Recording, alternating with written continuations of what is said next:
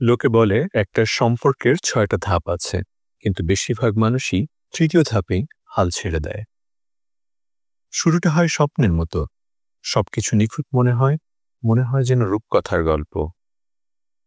এরপর আসে বাস্তবতার ধাক্কা, মুখোশগুলো সরে যায়, একজন আরেকজনের খুঁত, অভ্যাস আর বিরক্তিকর বিষয়গুলো চোখের সামনে চলে আসে। প্রশ্ন জাগে, আমি কি তাকে এভাবেই ভালোবাসতে পারবো?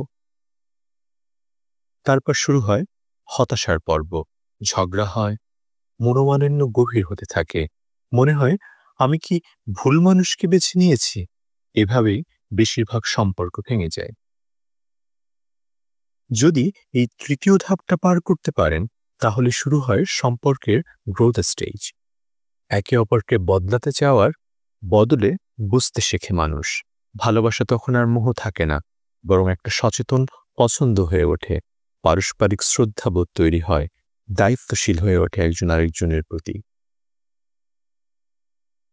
আর এভাবেই আসে সত্যিকারের ভালোবাসার পর্যায়ে।